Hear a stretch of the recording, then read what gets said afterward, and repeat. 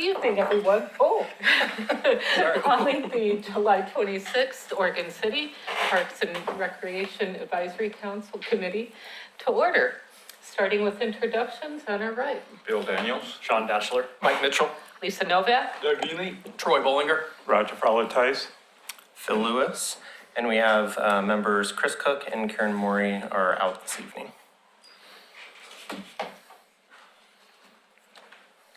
Excuse me, everyone. I apologize for the interruption. Very important delivery. Thank you. Excuse me, sir, I left something in my car. Can you pick it up? Apologies. Thank you. That's a first. All right, approval of minutes. Has everyone had an opportunity to review our last month's, May 24th? I moved to approve, but we'll have a question. All right, I'll second. all in favor? Aye. And your question, Doug? Was on the motion, and we have all we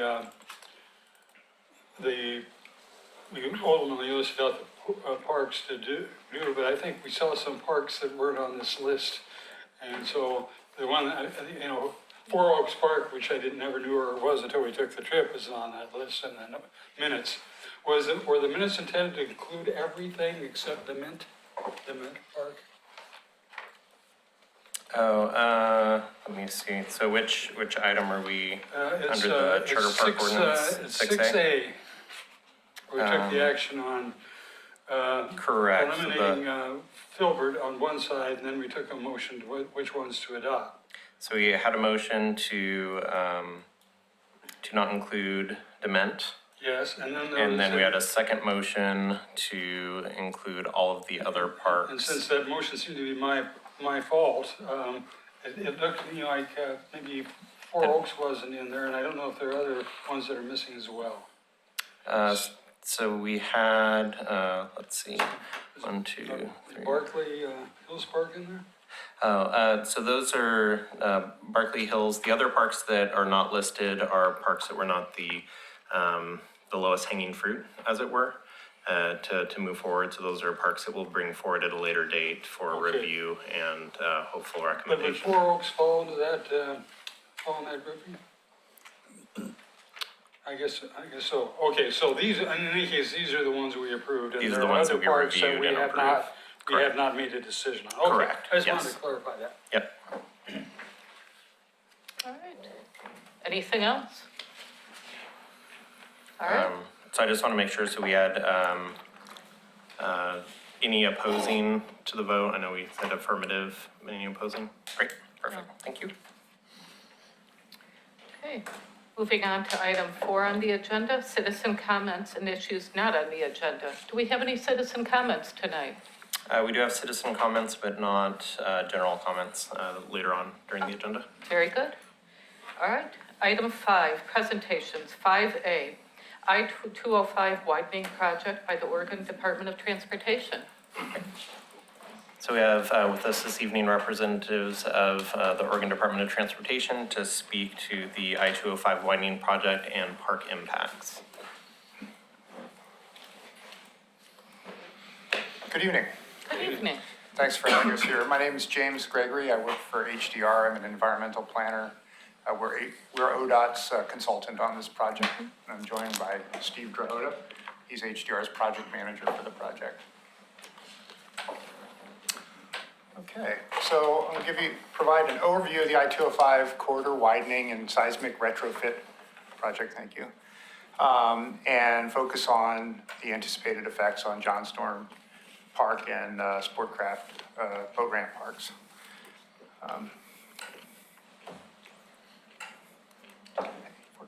So, brief overview of the guiding design principles for the project. The goal is to achieve a third freeway lane between Oregon 99 and Stafford Road, the part of the corridor that doesn't have that, and also seismically retrofit the structures on that corridor to withstand magnitude 9 Cascadia subduction earthquake. Abernathy Bridge is one of those structures. Okay. So some of the guiding principles are to not preclude future planned improvements, to right-size the project footprint, provide good financial stewardship, phase improvements, and along the lines of the right-sizing the project footprint, minimize the right-of-way and environmental impacts of the proposed improvements. Of course, maintain traffic mobility during construction. So kind of to the point, focusing on Abernathy Bridge and the proposed improvements. We're here on the east end of the bridge, and right there on the Oregon City shoreline, of course, are two parks, John Storm Park on the north and the Sportcraft Boat Ramp Park to the south. And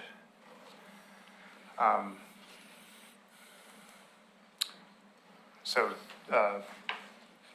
the proposed proposed project improvements that have been being developed for the past year or so have been developed, and we have some renderings here to kind of illustrate what is proposed for Abernathy Bridge right there where 99E crosses under it. So this is essentially going by John Storm Park. It would be on the right there.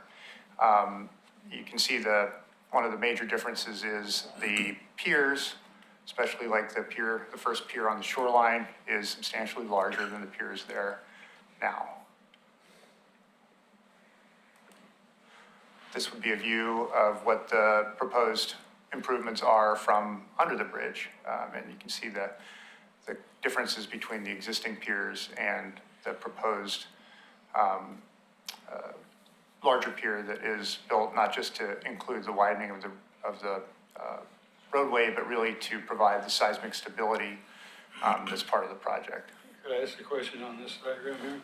The lower portion, of course, shows it wider than the bridge itself by quite a bit. Is that part of just the seismic piece, or is it also intended to look for potentially future lanes more than what you see there? Right. So that is really intended for the seismic piece. It's in large part because of how you build your large shafts that go about 180 feet deep. They had to go outside the existing edge of the bridge itself, and then pushed a little further out because of pilings that exist below to avoid conflicts. So it looks like and has the appearance of being ready to accept a widening, but in fact it does not. Yeah. In fact, most of those are going to have some form of light fixture or sign on those extensions. So, Here's a drawing that kind of illustrates that as well. I think one of the things to note here is the piers of the new, the columns of the new pier would be within the existing ODOT right-of-way, but the aerial extent of the pier would go beyond the right-of-way and extend into the park areas. Okay.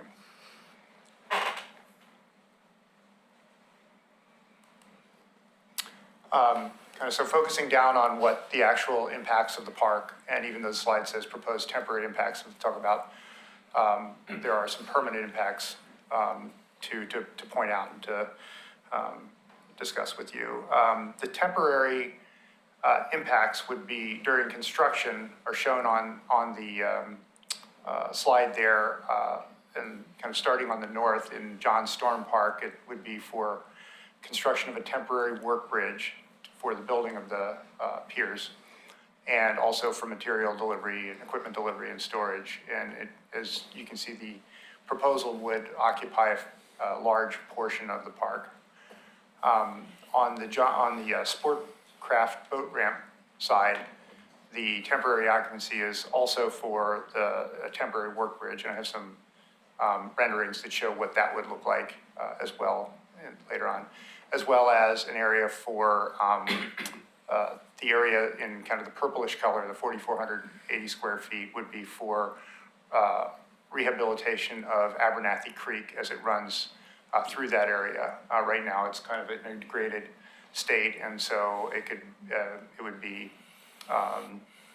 contoured and graded to provide better habitat quality. Does that include better fish passage? Right, yes. In addition, there's proposed subsurface soil stabilization in an area that's smaller than those, it's within the area and smaller than the area showed for those temporary easements for that, those activities. And that would involve, and here Steve may jump in to set the record straight, but essentially would involve multiple deep shafts that would be drilled relatively narrow and grouted in to create like a lattice to stabilize the soil because this area is subject to liquefaction in a seismic event. And so it would be an array under the bridge that would be about 50 feet below the surfaces where they would stop being grouted. So once they were installed and covered and the site was restored, they would just be under there forever. Apparently, ODOT needs to acquire a permanent easement for that subsurface presence, and so that is a permanent feature of the project, and would have that right-of-way implication.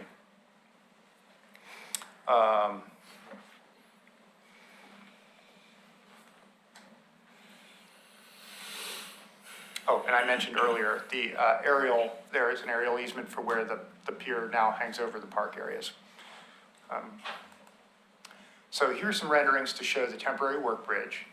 I didn't mention before, but we've been coordinating with Phil for the past year to kind of bounce these ideas and kind of have discussions about what the impacts, how to mitigate impacts. And so one of the things with this temporary work bridge is it would allow continued use of the boat ramp throughout construction with two short closures of about a week in duration during the construction and the deconstruction of those temporary work bridges. And those would be timed to be outside of the peak use season.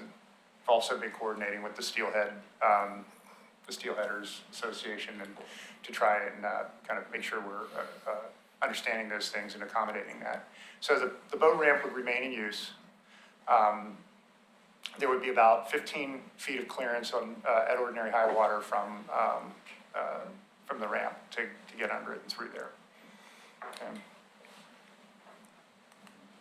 Also have a temporary work structure over on the other side in John Storm.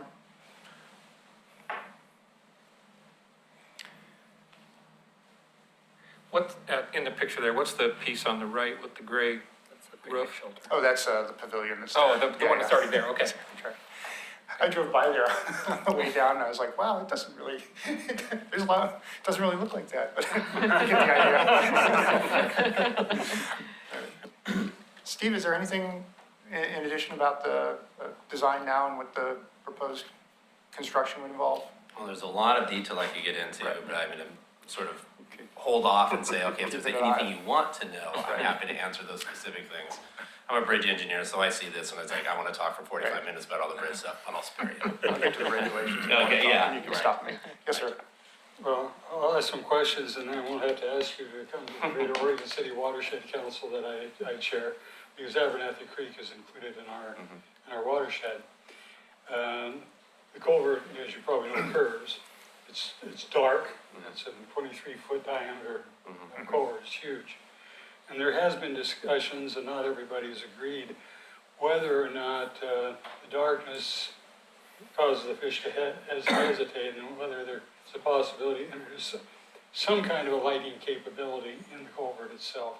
So when the adults come in, they can actually move through and kind of not hold back. So a little bit of clarification. So our project ends before we actually get to the culvert itself. We're affecting the creek, the channelized creek itself, and we're adjusting slightly the location of it. We're not actually touching the culvert Oh, I see. itself, right? So the answer is no. Yes, correct. I'm not, yeah, so it's just because of the limits of the way we're working, we're actually not even So you're dealing with the creek on the riverside of the on culvert? the riverside, that's correct. Okay. That's correct. And really, we're affecting it because the new, if you can go back a slide, the new large columns, and it's difficult to see it, maybe in this, The one that, no. two forward. Right, there's perfect. Okay. So, on the very first, and then I might, Is there a pointer? yeah, so right at this location, right here on the screen, that large dark circle is that 12-foot diameter shaft that extends down, good 180 feet. Can you do that again? I was staring at sure. my screen. Yep. Sorry. This dark spot Oh, right okay. here is the Right. large column and then below it shaft that extends in. It actually conflicts with the existing location of where that channel is that extends from the culvert. So because of that, we had to relocate the culvert a little bit to at least shift it out of the way so it's not right in the middle of it. If you gotta move the culvert, then you could put a light in there. So Just at the entry. it's nearby, so Yes. the yellow line is the extent of the work that our area that we're talking about. The culvert itself is back adjacent to the street, so there's a little gap between the two. So we're focusing on how are we gonna meander the channel leading up to the culvert and then tie into the existing little bit of channel that's left over. While you're on this screen, just a quick question.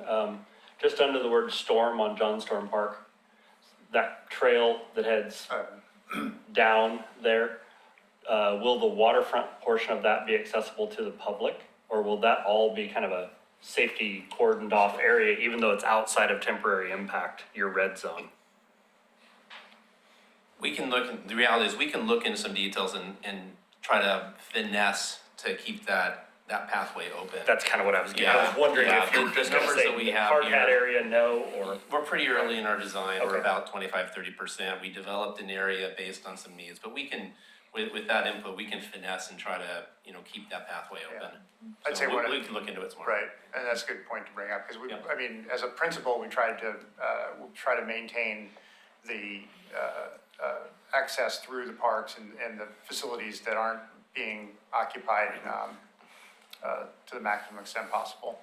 Another thing, just in terms of time frame, and Steve, you might want to correct me on this, as I looked off some old documentation, but the temporary work bridge would be in place, proposed for about 15 months. Okay. Right. And the other occupancies would be for shorter durations. Right. Sir? A couple of questions on this slide. When you showed the side view at the Sportcraft ramp where boats would be able to go under there, I'm going to assume on the John Storm Park side that people wouldn't be able to go under the temporary bridge? It looked like there wasn't the elevation. Yeah, well, go ahead. The ground surface is considerably, I guess, higher, closer to the top of the bridge there, so, and I would imagine, Steve, I think you will be able to go under it, on the river. On the river, but yeah. not, okay, but not in the park. Okay, can you go back to the one that shows the 16,000 square feet? So of that, how much of that is how much of that is the temporary bridge? And how much of that is the storage that you referred to? Yeah, so the bridge would be probably the narrow strip along the edge of the bridge, the edge where the bridge is. And the additional area of that kind of landscaped area would be for the delivery and storage. Okay. So a good way to So get. how about minimizing the impact by using the vacant lot on the north side of McDonald's instead of using up 14,000 square feet of a park? Both city-owned property. Yeah, yeah, We could look into that to see if we can minimize the amount of temporary impacts in this location. The reality is there is some really large equipment, and I'm gonna turn back to this slide here, that's gonna be running up and down a series of rigs, whether it's a drill rig, concrete trucks, the large pieces of the column and the shaft that have to be laid on the ground before you pick it up by the crane to put it in place. And so there's some minimum lengths that have to be adjacent to the site because you can't haul it across streets or anything like that. That said, just like before, we can look to hone and reduce to the maximum extent possible. But there's gonna be some area that gets into this, so we can look into this. yeah. And see One what of we can the do to things reduce it. we've done to date is to try and trade off with, to not affect the parking to the maximum extent possible in the area, especially on the Sportcraft boat ramp. But, yeah, Okay. When do you plan on starting the temporary bridge? In terms of year, what year? Well, so I'll put the asterisk on this. So right now, as I'm sure you guys are very aware, lots of conversations about how to fund the construction of this. There is no construction funding right now. So assuming that the funding comes in and the schedule doesn't change, which, honestly, I'm not a good predictor on what that's gonna be. The earliest this would be is sometime late 2020 to early 2021. Could maybe be a year after, that depends on the sequence the contractor wants. So in that kind of timeframe, think of 2021 plus or minus. Assuming that the funding comes in according to the plan that we're working off of, obviously with this discussion of value pricing coming in and everything that comes with value pricing and tolling, it could extend out a number of years, if that's the mechanism. So what we're communicating is, while there's no funding, the current schedule shows construction starting in 2020 and then being completed before 2025. So it's a 4-year duration, and this is just one piece of that overall 4-year timeline. You mentioned something that kind of conflicted one of my assumptions, and that was on parking. I was going to assume that most of the John Storm parking lot would also be consumed and closed. The one that's under the bridge now? Is that correct, or? Well, that's why there would be alternate parking. Let me get to that in a moment. Oh, okay. Yeah. Yeah. Before I get into the mitigation, kind of want to talk about a couple of the procedures related to what Steve just mentioned. Is Oregon Department of Transportation is trying to move ahead and complete the requirements under the National Environmental Policy Act to help move the funding and the other project development along. And related to that, there's compliance with 2 laws that come into play when parks are involved. That's Section 4F of the Department of Transportation Act and Section 6F from the Land and Water Conservation Fund Act. And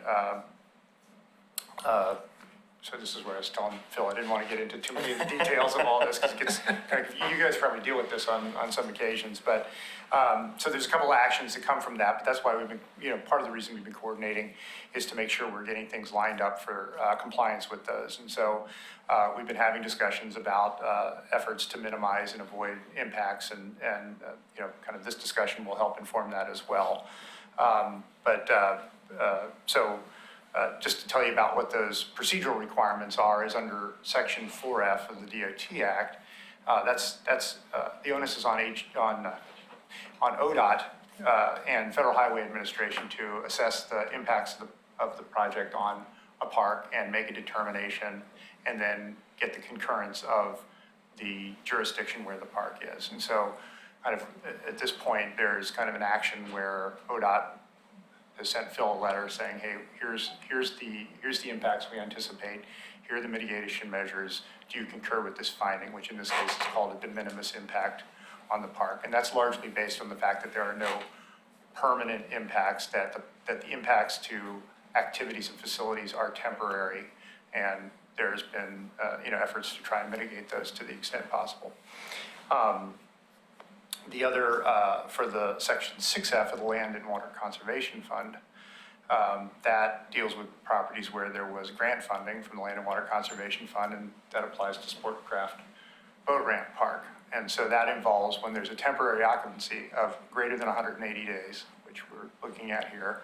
There's a whole process that you go through that will take a long time, but essentially where that's considered a conversion of that property from recreation use. And so we have to go through processes of kind of assessing what the value of that converted property is, and locating a replacement property, even though that property will remain a park when the project's done.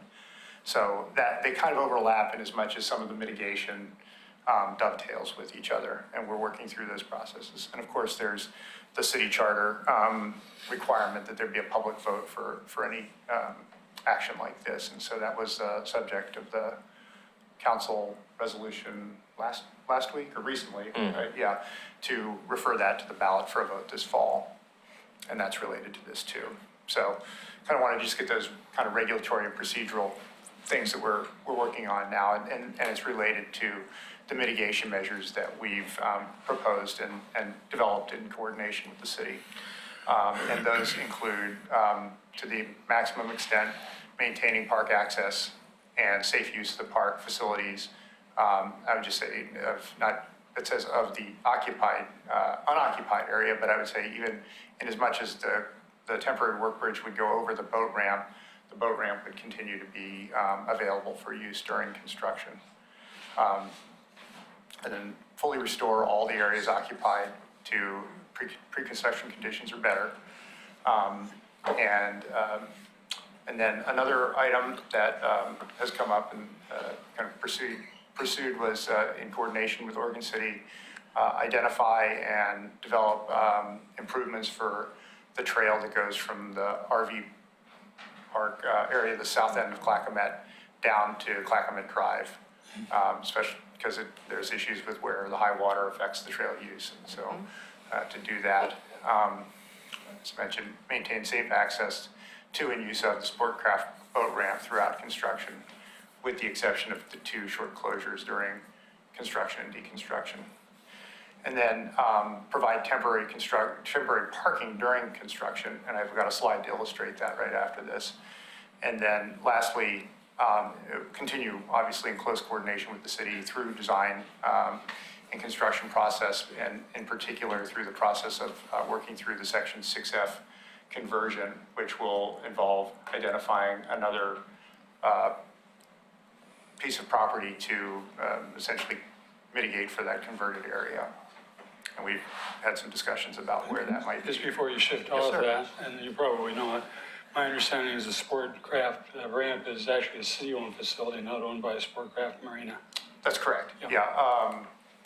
We go back to the, so that, yes, this figure's a little, not quite right. The area, the shaded area, if you will, kind of to the east of the yellow line is the city, the limits of the city parcel, right? And the marina is actually, that's state, it's ODL, we have a lease with ODL for the waterway. Yeah. And then the city does own the parking lot, boat ramp area. So we have that as a lease then. We own the property. The waterway is a lease, which we then sublease to Sportcraft for use for their docks.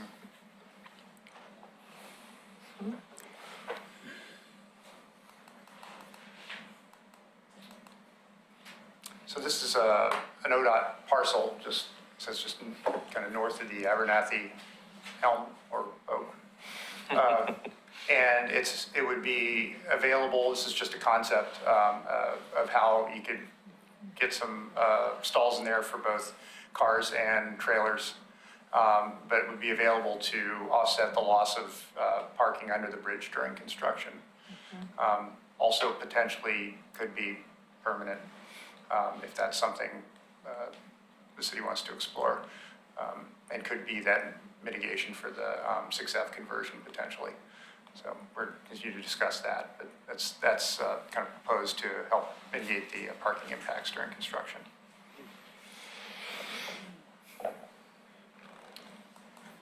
And Question on that.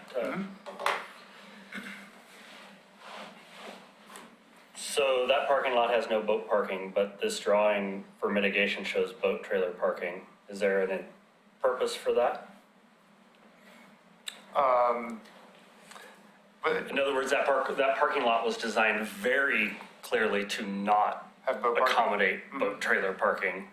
And so if we're mitigating for small car parking, to then add boat trailer parking is counter to that. So Okay. I'm just wondering if there was a logic behind that, or was this just kind of drawn out as a possible? It's drawn out with the understanding that the parking for the boat ramp was really the, kind of a critical concern here, so. Well, and some would say it is. I mean, there's two conflicting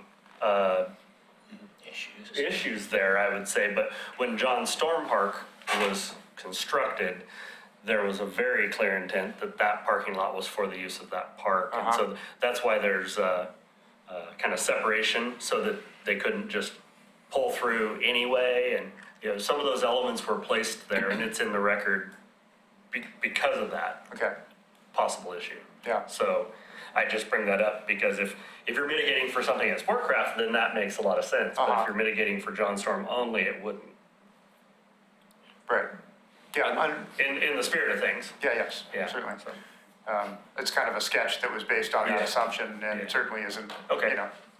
it's just a sketch, right? Gotcha, okay. We are very flexible on how to put the striping and. When you said 20, 30%, I just wasn't sure. Yeah. Maybe there was Yeah. a real concerted effort to put those for something I was missing, so. I didn't realize. I would that not was- characterize it as a concerted effort. No, Okay. no, we threw something together to demonstrate that we could, if that's where you want to go, we can change it to something else as Gotcha. equally as a stroke of the pen. Good, good. Okay. I have a question about Abernathy Creek. You said that you were going to coincide with the fishing going on, or you're aware that you were going to coincide with what fishing's going on and try to not have an impact on it? Is that what I heard? Or? Right, so the time the closure of the boat ramp to the lowest use times of the year. Okay, but that has nothing to do with the actual fishing seasons then, or is that? Well, no, I guess, essentially that, highest use time being February through June for yeah. fishing, yeah. I guess what I'm trying to get at is Yeah. the species that are going up Abernathy Oh. Creek and how that is, Yeah, because you're going to be certainly. drilling right there. Uh-huh. And what impact is that going to have Right. on Yeah, Abernathy Creek further up, but Right. the species are, yeah. So we are, and with respect to that, we're going through the informal consultation with the Oregon Fish and Wildlife and Okay. NIMS about making sure we're compliant with the federal highway aid program biological opinion. And yeah, so that's certainly an important consideration. thank you. Yeah.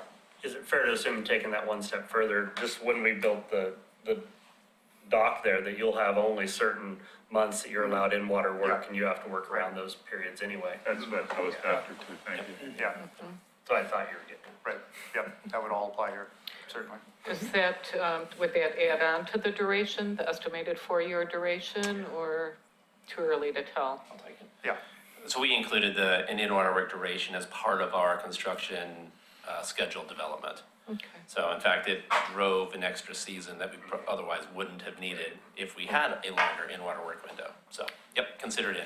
Okay. I have a question unrelated to this, you may not know the answer to, but maybe you can find out. 7 to 8 years ago, the Arch Bridge was closed for work on that bridge. Do you know if that was brought up to seismic 9 when they did that? The Arch Bridge in Oregon City? I'll have to look into it. I actually don't think it was. Yeah, The good news is the firm that worked on that is also a sub-consultant to us, so I can find that out very Okay. easily. I doubt it was, given the time and nature of the design criteria then. It wouldn't have even been the Cascadia subduction zone at the levels we're talking about now for the Abernathy Bridge. It would have been a lower seismic criteria to begin with. So even if it was designed to higher standards, I don't think it would be designed to the standards that we're applying on this entire project. I would. But I will look into it and Thank you. get that answer back. Any other questions? In the group? No? Okay. Thank you very much. Thank you, gentlemen. Appreciate it. Excellent. All right, moving on And to. we do have a public comment for this item. So Jesse Buss has a public comment. Great. Thank you, gentlemen. Thank you. Hope this isn't inappropriate because it's really questions I have for them, but maybe it makes sense to put it on the record. Certainly. Jesse Buss, Oregon City. So first I want to say I agree with Doug's comment about restoring Abernathy Creek as part of this, at least in part. With the Federal Highway Administration being involved, they do have to comply with NEPA and the Endangered Species Act. We have more than a dozen federally endangered salmon and steelhead runs on the Willamette. And we used to have strong runs in Abernathy Creek going up into Newell. We don't anymore, not even close. So the Endangered Species Act requires agencies not only to protect species from extinction, but also to restore them to the historic population. So this would be a great opportunity to replace the bridge and upgrade the habitat at the same time.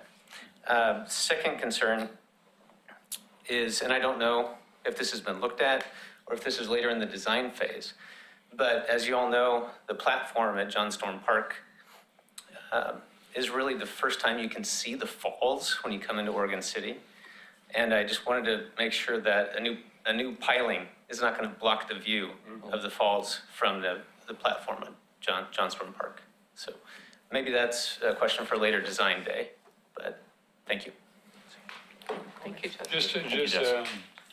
Just to comment on Abernathy Creek.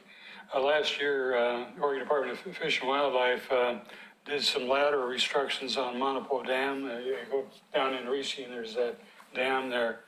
And it appears to have improved coho going up into the upper part of the watershed. Thank you. Okay, moving on to item 6 of the agenda, general business. Item 6A, Water Board Park Settlement Funds. Okay. So this item is on the agenda because I did receive comments from multiple members of this group that they'd like to discuss the Waterboard Park Settlement Funds and making a recommendation to the City Commission. And so that's why this topic is here. A little background information, as you are all aware, tree cutting that occurred in Waterboard Park. The city recently settled on a civil suit in the amount of $260,000. Little background on the city's costs, just to get the conversation started. The city has incurred roughly $105,000 in attorney's costs and fees as related to the suits. And so,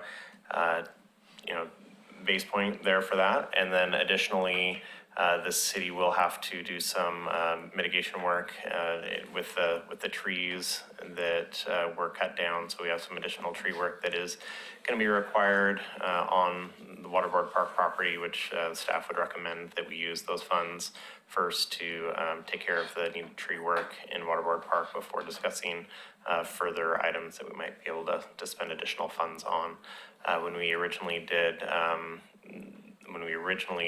had the trees cut down, we did some cost estimates with some firms. That was a few years back, which ranged, I think, in the $30,000-ish range for taking care of the tree work, and that's over a multiple year needing to do tree repairs on improving the structure of the trees and the trees that we can repair, and then doing tree removals and other items as required for the trees that are too far gone to save in an appropriate way. So with that, I will turn it over to Lisa to open up for discussion.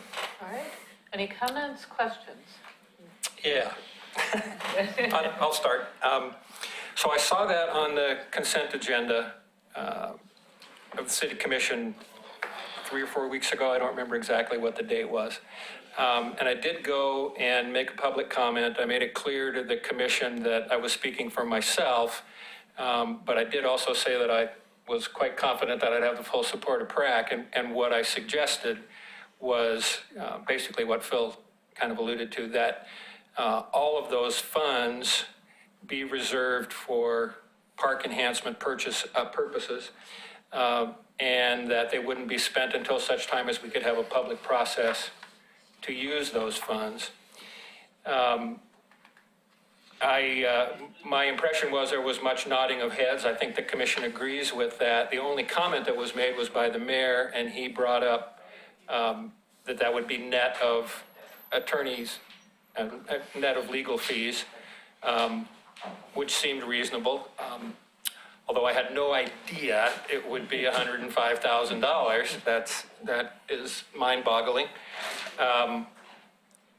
Anyway, I just wanted to bring you up to speed on that. Also, Dee Dee Dalsrud, very strong supporter of our park system and a member of the Parks Foundation Board, spoke right after I did and basically said the same thing. And again, I think the commission's in favor of it. I think we need to go on the record with a letter over Chris's signature, basically outlining what I just said. Want to make a motion? I'll make a motion to that effect. Second? Clarification. And I will also say we have some public comment as well for this topic. Cameron McCready, as well as I did receive an email from a neighbor within the McLaughlin Neighborhood Association that wanted to make sure that you had information from her as well. So before we decide to vote on. Yeah. Can I ask a clarification though on the motion? Is it that funds be directed towards items in that park or in the park system? How broad was that portion of the discussion? You mean in the motion, or what I said, what I said to the What you were commission? saying, well, Or what you're what- saying tonight, and What I was thinking when you and I have discussed this in the past, that kind of that money would be spent back at Waterboard Park where possible. And tonight you didn't specify that. Intentionally, because I didn't specify that before the commission. I think that's something that this group should decide tonight, and I should have mentioned that before I tried to make a motion. Okay. So I think that's something we do need to decide, whether we're going to recommend park-wide public process or Waterboard Park Then it- public process. Then I would suggest maybe we consider Amend the motion. amending the How- motion and how- slowing down. How about if I withdraw the motion until we hear the public comment, and then we discuss some more, and I'll write it again? Sounds good. Fair enough. Great. It's withdrawn. Okay. All right, public comment. No, that's a good point. Now the pressure's on. I just printed off 3 of these, that way only some of you won't listen to me.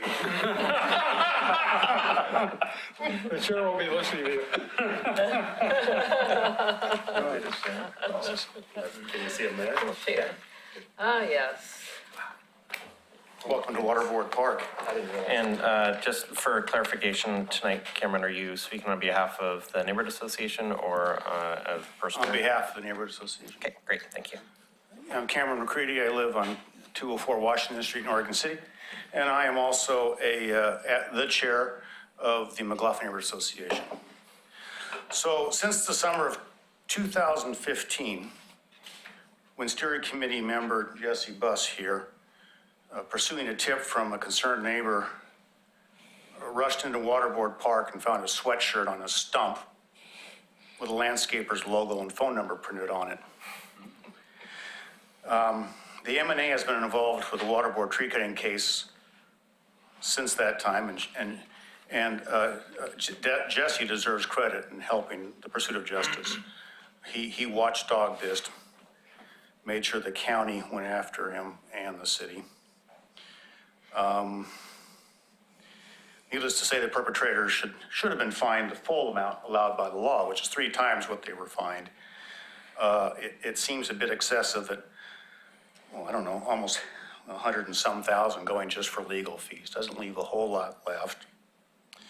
The pictures you're looking at are only a part of the destruction that we saw in the park. But the real problem, however, is that led to this blatant act is the years of neglect and lack of deserved protection of all of Waterboard Park. The Neighborhood Association is asking that the full settlement be dedicated solely toward the needed restoration of Waterboard Park. The crime took place in Waterboard Park. The restitution belongs in Waterboard Park. This small pot of money will not be enough to bring Waterboard Park back to its natural state, but will go a long way in master planning, restoration of the damaged area, perhaps some bike and hiking trail maintenance and ivy removal. There's an awful lot to do there at Waterboard Park, and this nearly isn't enough, but it would certainly demonstrate to the community that we're serious about protecting Waterboard Park and making it more accessible to our citizens of Oregon City. So thank you for your time and consideration. Thank you. Thanks, Cameron. And I'd like to read just really quickly an email I received from Janine Offit. I hope I pronounced that correctly. It is correct. Excellent. So she wrote, I agree with the McLaughlin Neighborhood Association regarding the settlement money in the civil case involving illegal tree cutting in Waterboard Park. Each and every dollar awarded should go to the rehabilitation and maintenance of the park, not to the general fund. As a longtime user of Waterboard Park, I specifically want to see that the damage inflicted by the illegal tree cutting gets addressed. The trail that heads the back of the awesome basalt formations needs to be cleared. This is long overdue. Some damaged trees need remedied pruning, and some planting should be helpful. If any funds remain after the work is completed, they should go to the ongoing maintenance of Waterboard Park. Thank you. Okay. Any other comments? Those are all the comments. All right, very good. All right, up for discussion. Question? Let me add to, before we start making another motion. Originally, I thought that the civil settlement money should go towards, all of that should go towards Waterboard Park only. And then when I find out that, I got to thinking, if the city settled with the parties, knowing that the city is on the hook for $105,000 in legal fees, why wasn't that part of the settlement? I don't understand that. So I'm actually, would be,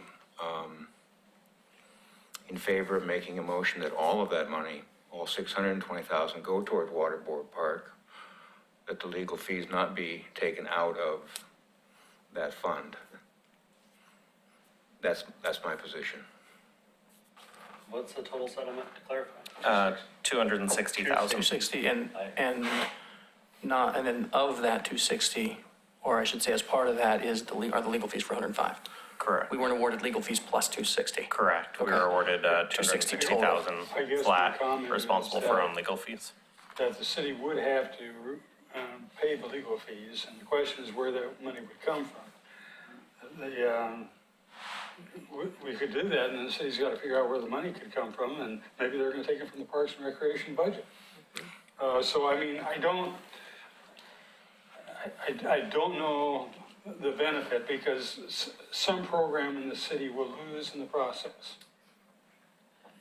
I concur, that was my thought as well. And then, as we were discussing, I thought, okay, so this leaves us, if my math is right, 155,000 of a balance? Approximately. Maybe 50% to Waterboard, and the remaining 50% be dispersed throughout other I have parts. some questions, which will be part of that. I know when you're cutting down trees, it's hard to put a price on restoring that. You can't restore a tree that's been there for many, many years. At the same time, I would imagine through negotiations and litigation that some price tag was put on it by some assessor. Correct. What is that number? So the total damages as calculated by our risk reports that the city solicited was close to $700,000. Okay. So in that case, what I'm understanding then is they're saying that if it were possible to restore what was damaged, it would cost about that number, 700 something. That's taken into account. There's specific, and I don't know enough I know just enough to probably be dangerous with this information, but so it's timber trespass as well as the undue enrichment to the property owners. And so their ability to sell their properties above the park for a higher amount, in addition to the value of the timber within the park to be used for recreational purposes, is valued at Sure. There's a calculation, and again, I can't get into the specifics because I would probably have to read it again to get into the specifics. Well, usually when that assessment's done, I mean, you can't restore Correct. a tree that's gone. Once it's Yeah, gone, it's I mean, gone. You can a plant another 50-year-old one, but that tree, doesn't do the you same thing can't- that the one's gone. So, Exactly. but if it were possible to restore that, then that restores any of the usability and damage and view, visibility, everything else by everyone else, if it were possible to restore it. So taking that out, it still seems like $155,000 is less than the material damage done by the crime. And so for that reason, I would suggest of the $260,000, we take care of the legal fees out of that. It's a park issue. It happened in the park. Take the legal fees out of it, and 100% of what's left go to Waterboard Park. It was a park issue. It was a Waterboard Park issue. It's less than what is going to replace the damage that was made. I say 100% goes there. That's my opinion. Phil, you mentioned a number, did I hear you say 30,000 to, not repair the damage, but, For well, the yeah, I guess associated, just pure, put a Band-Aid on the damage. correct, Was 30? roughly, Roughly? yes, yeah. So we're really talking about 125,000 After you kind of unaccounted. Correct, and we're currently soliciting bids, so I will probably have a Okay, better but- number but in that a month or ballpark. so, correct. And I hate to have to say this, but $125,000 doesn't do much. So I don't want to see us spread it around. Let's do something in Waterboard Park with some impact. So I'm with Troy 100%. We recommended the city commission that 100% go to Waterboard Park. We can't give back the citizens what they've lost, but we can take all the money and get as close as we can to that and replace Yeah. it somehow to those citizens of that Because community. if we spread around 125,000, we're not even going to see it, unfortunately. So, No worries. yeah. Yeah, I concur with both of you. It needs to be 100% to that park. Can we use some of the money to build a blind so the property owner won't have the? How about a big blue tarp? Brain structure. So I'll make a motion. Okay. Is it time? Yes. More discussion? Sorry, oops. That's your job. That's right. Make a motion. If you should win the election, make sure you don't Don't do that. That's good. Advice from Doug. Write that down. Please, make a motion. I move that PrAC assign, work with Chris Cook as our chair to write a letter to the city commission with PrAC's recommendation that 100% of the funds after legal fees from the Waterboard Park tree cutting settlement be spent in Waterboard Park, and that a public process be used to determine how that money will be spent in Waterboard Park. Second? All in favor? Aye. Oh, I actually have to take roll, sorry. That's- yeah. You didn't get all that? So Daniels, Aye. Dashler. Aye. Mitchell. Aye. Novak. Can I say a somewhat reluctant aye? Neely. Aye. Ballinger. Aye. And Fowler Tice. Aye. Motion passes.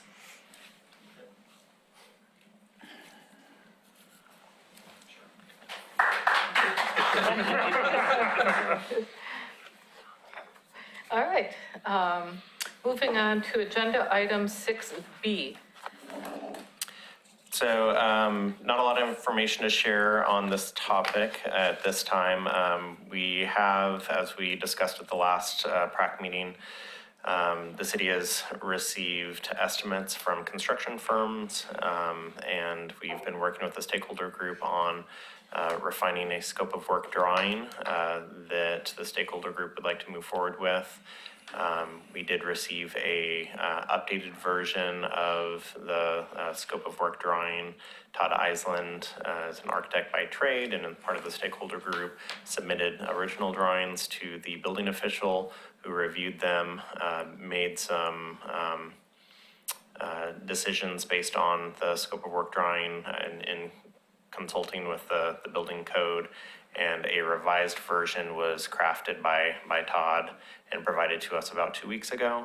We've been attempting to get updated estimates from construction firms, and if anyone's out and knowing what's going on in the construction industry recently, it's difficult to get response back right now from folks that want to come out and give an estimate on a project.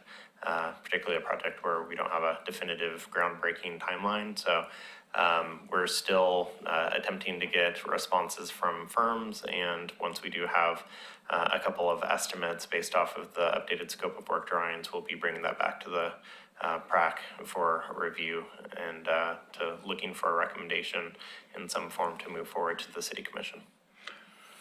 I have a question. As part of that group discussion, I think that Paramount is still getting electricity back to the building, regardless of when the contractors are prepared to give bids, but we know that they're going to need power if in fact we go through with this project, and that's going to help light that area, specifically inside if we need it, but certainly on the outside, on the alcoves that are subject to vandalism and people who like to set fires, those kind of things. And I strongly urge that the commission, at least our city commission, at least consider that we need to get the power back to that facility, regardless of plumbing issues and the other things that need to be corrected, but we need power.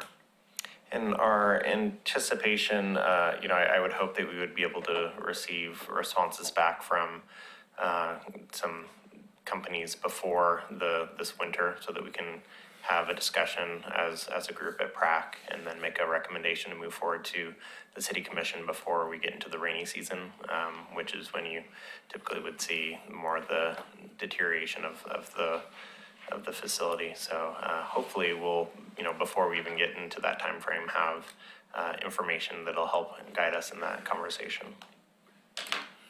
Do you feel there's enough lighting on the outside, the exterior of the building, to discourage vandalism? We actually haven't seen much vandalism on the building itself. We do see vandalism in the park. We actually, quite a bit of tagging has occurred up on the restroom building in the center of the park. But luckily we haven't seen any substantial vandalism on the Buena Vista House itself. So do we have any, I haven't been up there at dark, but do we have? We do have motion activated lights that are there Is it that plural? are battery More than one? powered. Oh. And we have, in working with PGE, made repairs to the interior lighting of the park. And so it is lighter than it was. I mean, it's still not fully illuminated as some of the facilities are, but much better than it was.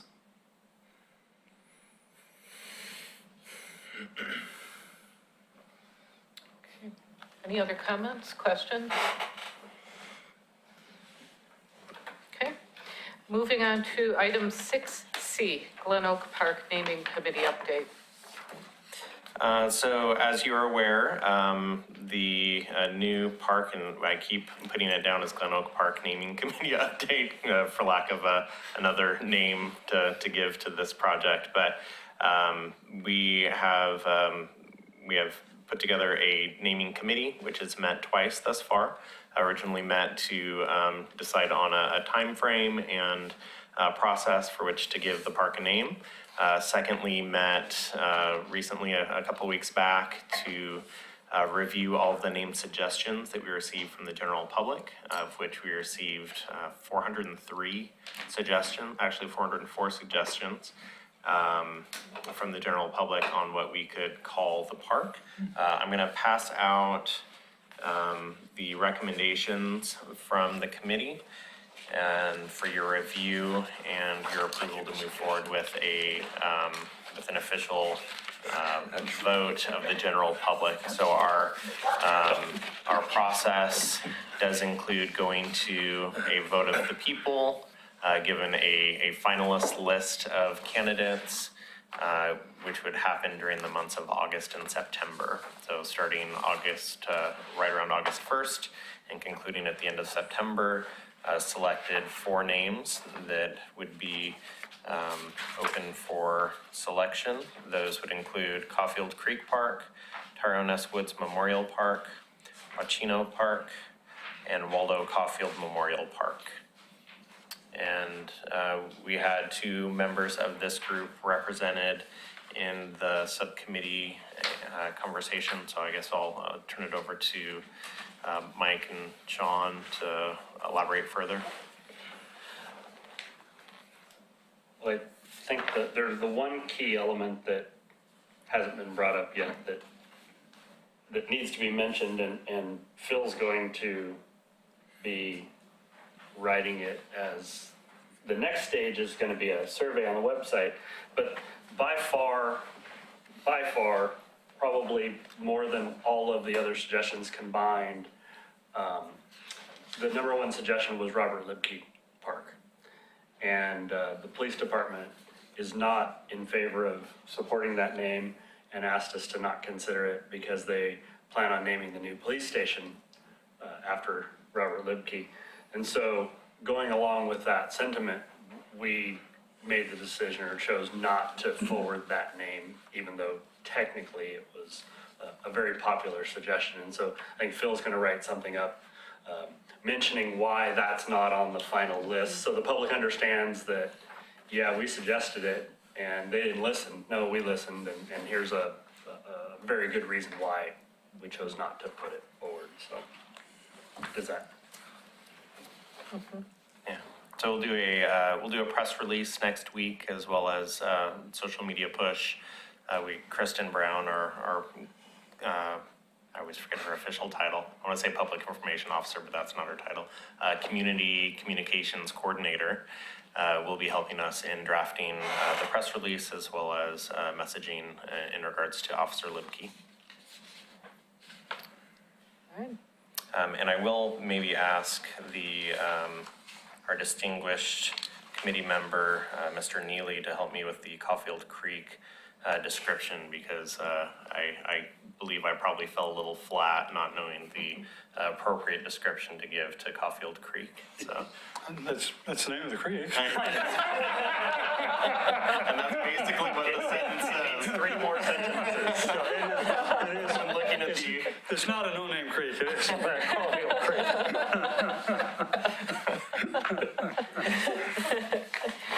All right, any other questions, comments regarding this topic? All right, moving on to, I just want to say I was pleasantly surprised at the number of responses. Oh, yeah. I thought that's terrific. That says a lot to me.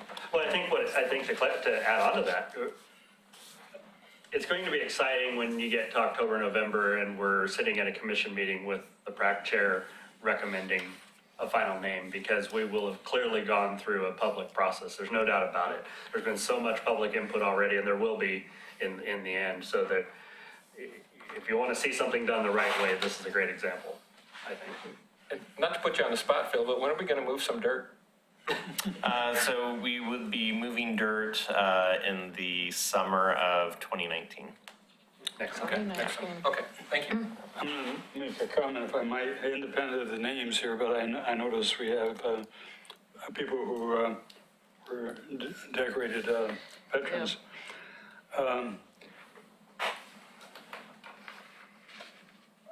I look at the memorial we have for veterans at the cemetery. There are very few names on that. I look at them, and this is no criticism at all, but the Children of Murdered, the Parents of Murdered Children's Memorial got a huge number of names. And it seems to me that we ought to find some mechanism to give the recognition on our Veterans Memorial. There's just a dearth of names on it, which is sort of surprising to me. And we've had a lot of people that lost their lives that were Oregon City residents. So I just wanted to throw that out there. And that veterans wall, those are for Oregon City veterans? Or is that who goes on the walls, or from Oregon City residents, or? I'm not positive. Which one is it? The one you're talking about, memorial the at veterans? the Yeah. Is it for Oregon City veterans? I do not know that for a fact. Because the Parents of Murdered Children is for all of Clackamas County, I believe. It's for all Which Oregon. is all Oregon? Yeah. So that's going to be part of why the list is a little Yes. off, but No. it's a bigger area. Right, but the point is that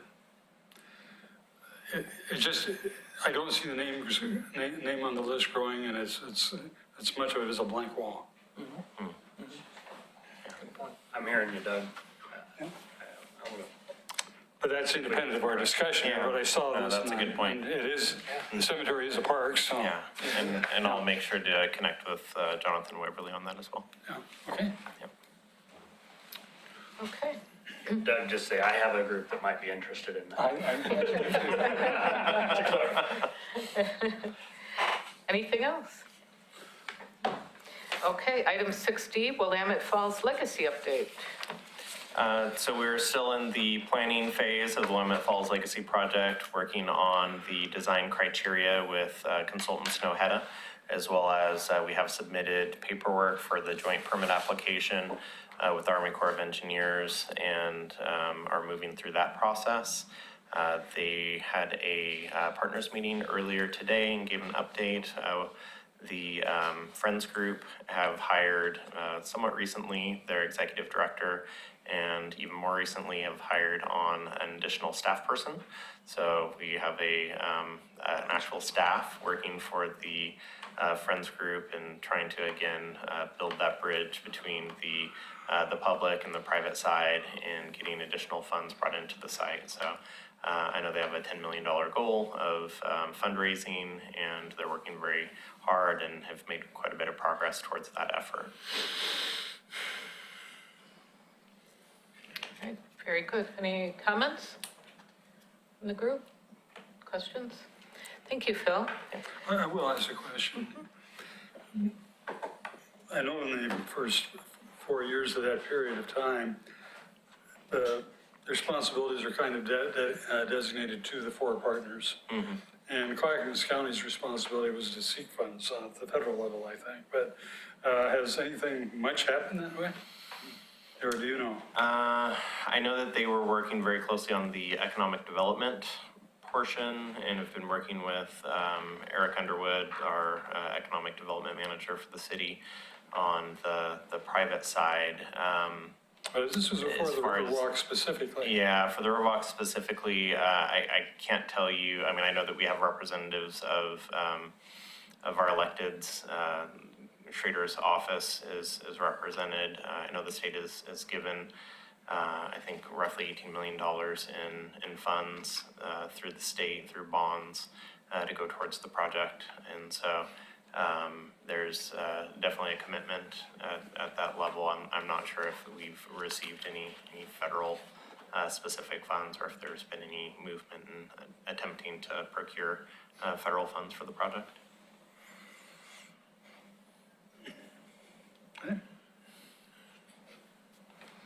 Okay. Item 6E, Ermitinger House. So this is a standing update, and I'm, I guess, curious if, since we have had our grand opening ceremony for the Ermitinger House, if you would like this to remain as a standing update. Be more than happy to continue giving updates, or we can update as we have information available. At this point, we have, again, had the grand opening. We were successful in our community enhancement grant application, and so we have some additional money coming in to add to the interpretive displays, which is very exciting for us. Being able to do additional signage. We're in the process of purchasing a couple of stoves that will be installed in the house in a couple of the rooms, and just moving forward with our additional marketing plans and the overall planning for the house. So that's pretty much all I have. We're open Fridays and Saturdays, regular hours from 10 to 4.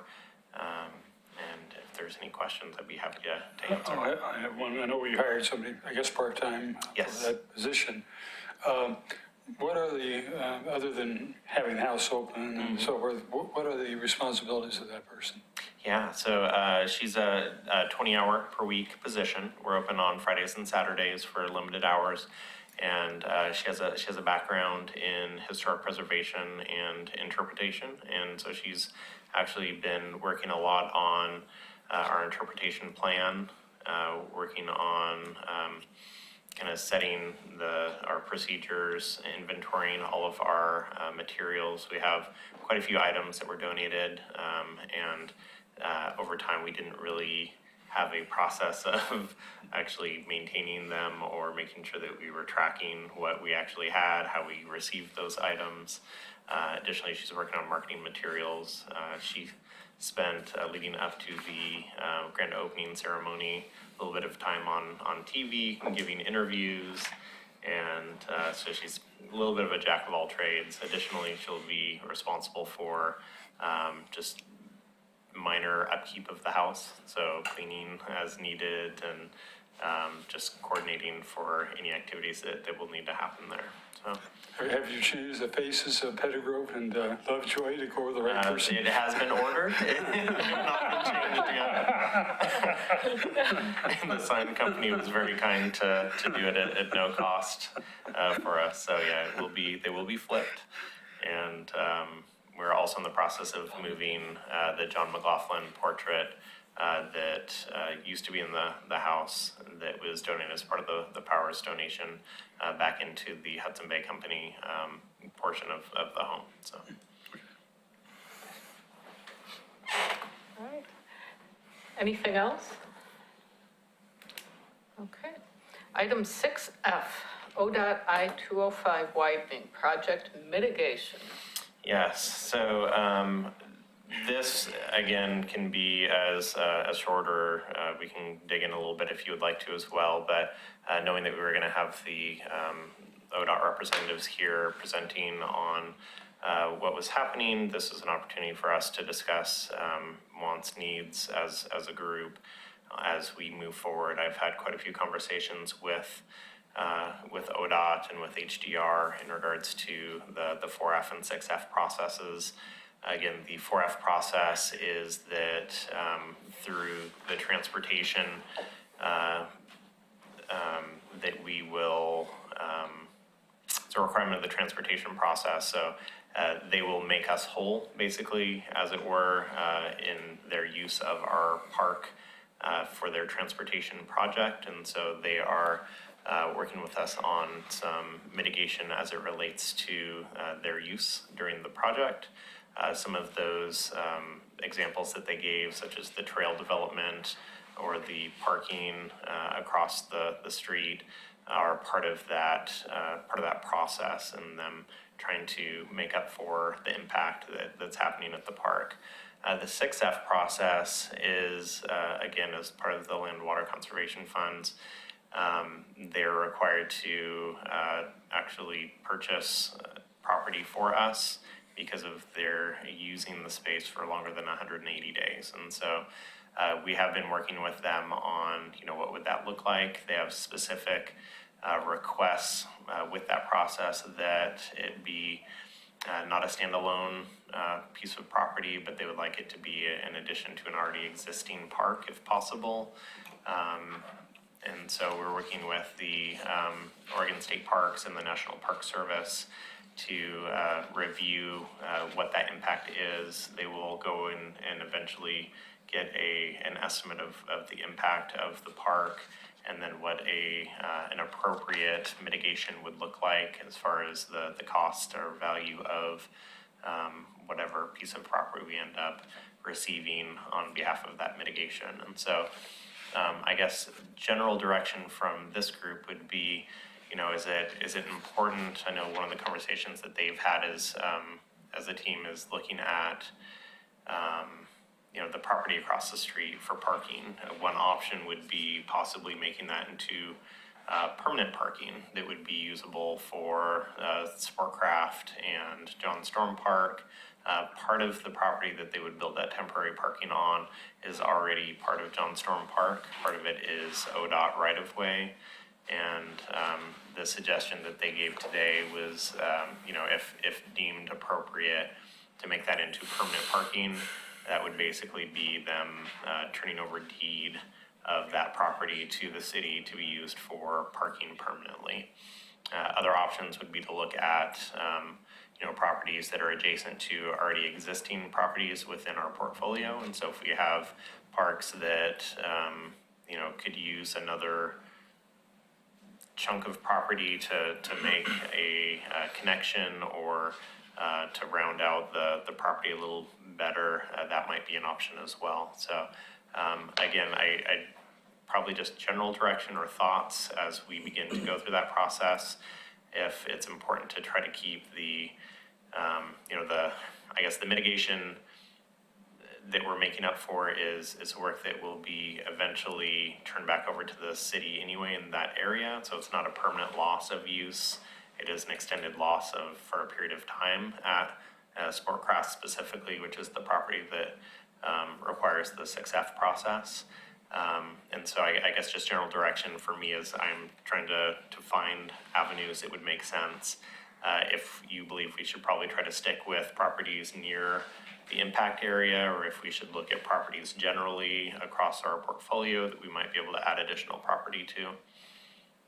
And with that, I'll, I guess, open it up to comment or additional questions.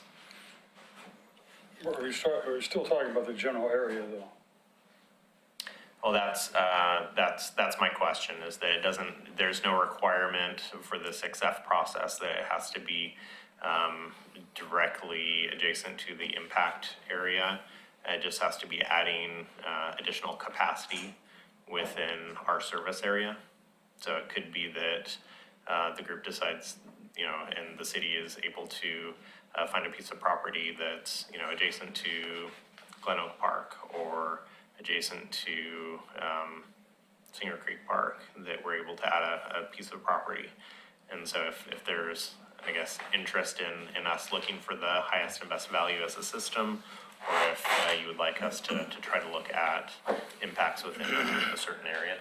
You know, we have a lot of, Singer Creek's a great example, but where the creek's deep, there's land on both sides, it's not developable and so forth, to actually procure land like that for the natural, well, of course, natural resources is what I'm interested, but, and, you know, Jonathan has been doing a great job in invasive removal. In the last 3 or 4 years, I've really seen differences in various of the parks. And to perhaps look in some of those areas, and particular areas where there might be some potential connectivity. I mean, I've often wondered if we could secure banks on Singer Creek, whether we could actually have a trail that took you all the way to Pearl, for example, or something of that nature, and part of our connectivity. This is one I've noticed, but I'm sure there are others too, in which we could, you know, really get some benefit to people that like to walk and bike through the parks area. Got to stick up for Park Place. We Yeah, really sure. could use help over there. Absolutely. Really, Absolutely. yeah. There's properties that could possibly be acquired. I walk the neighborhood, not so much with traffic any longer. That's a different story, but there's areas that could be acquired. So vacant lot for sale right now on Hunter Avenue that could be connected to the Park Place Park. You know, the thing about the waterfront, a lot of people use it and so forth, and we've been able to secure funds for that particular area just because of the nature of the river and boaters and fishermen and all that kind of stuff. So it hasn't been that hard for us to find, I won't say it hasn't been hard, but that hard for us to find funding on projects. Yeah, we definitely have some park deficient areas in the city that would be nice to be able to add additional acreage to. I had one comment. So we've been talking, it was a standing agenda item actually on master planning Clackamat Park. And of course, there's a lot of variables that are happening. But certainly one of the most important things we were going to try to decide is if and when or where we would put another boat ramp. Yeah, are we going to be able to have that kind of, at least focus on that particular issue first, that might possibly, if we decide that it doesn't belong in that park, that opens up all the other alternatives we're talking about for recreation, grass, less pavement or asphalt. But I mean, do you see us moving parts of that project along in this committee as far as master planning for, at least on the boat ramp side of the whole issue on that park? Yeah, so the park is still scheduled to move forward with master planning process. So that's on our work plan, and that will move forward. Yeah, And we'll see as it goes and it will forward. go through this committee. Correct. Yeah. I have a small list of questions that I was writing up before.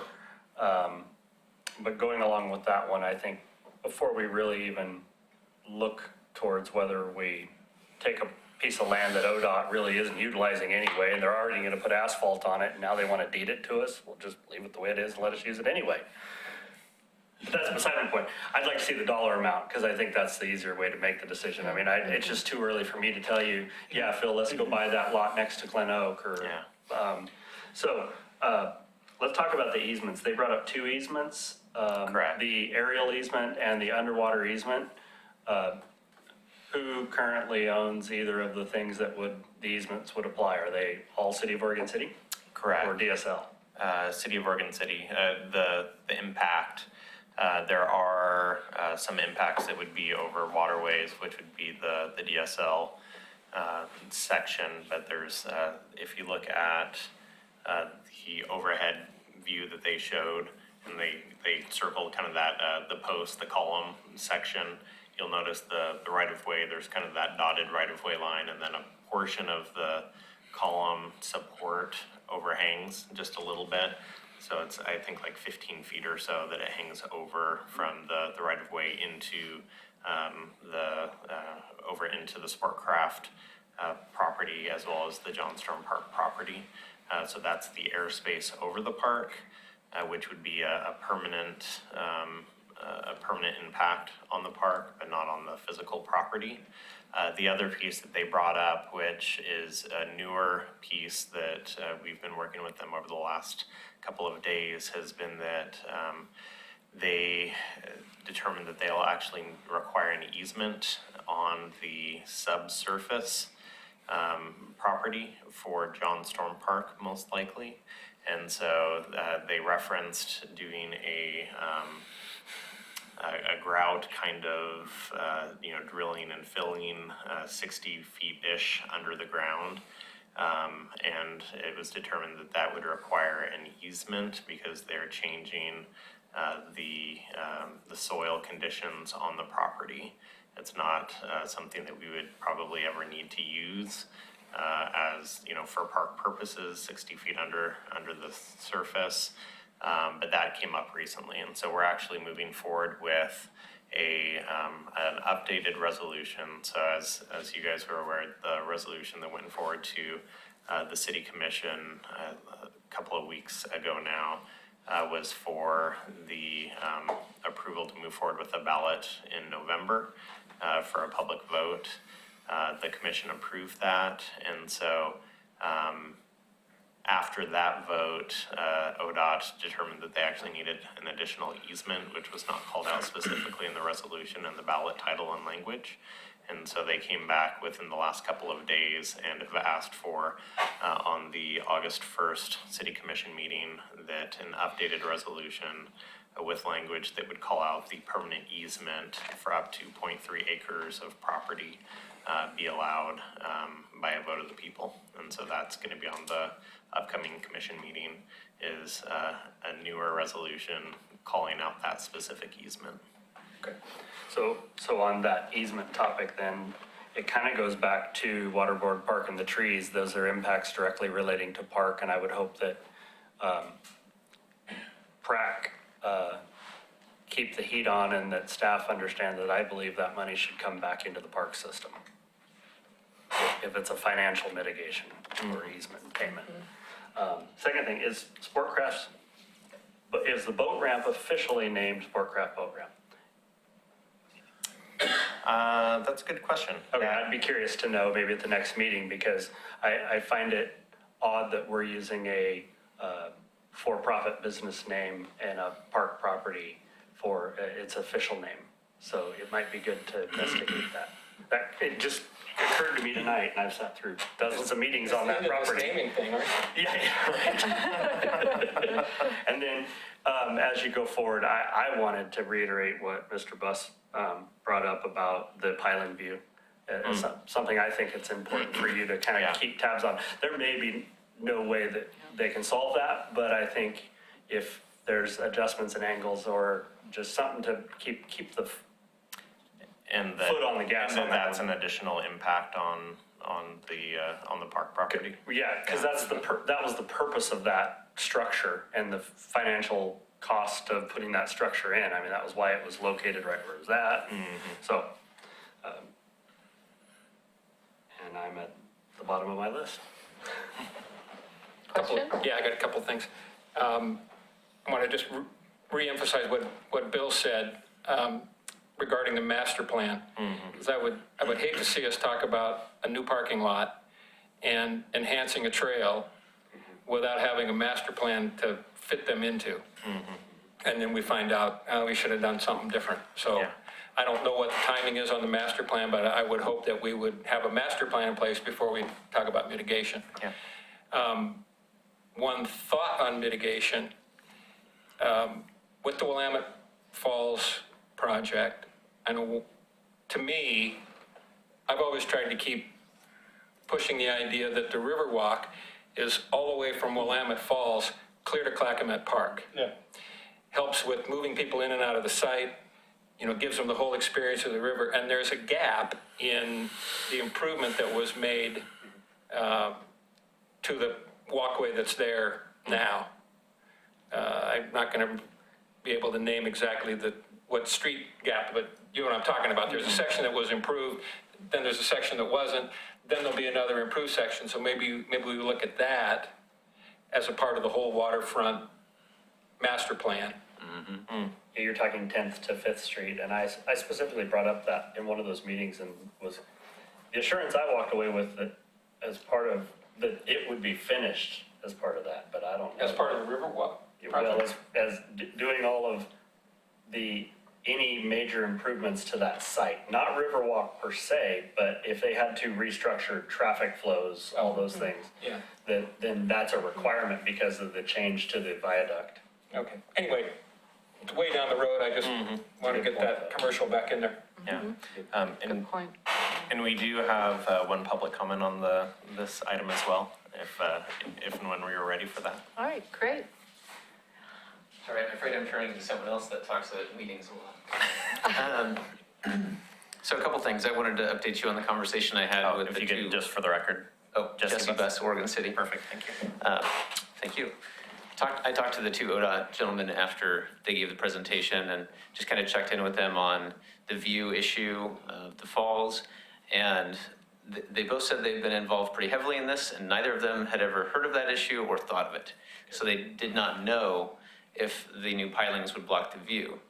A concerning thing that one of them said, and I apologize, I don't remember either of their names, was that, well, if there's a piling that's going to be in the way, that will be where it needs to go, and there's nothing we can do about it.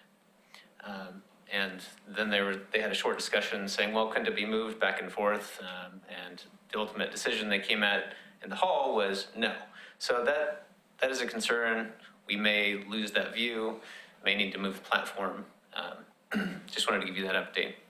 I wanted to point out something funny, which was that you're talking about 6F mitigation, and it's agenda item 6F on your agenda.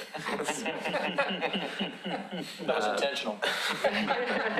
It took a long time to work that out.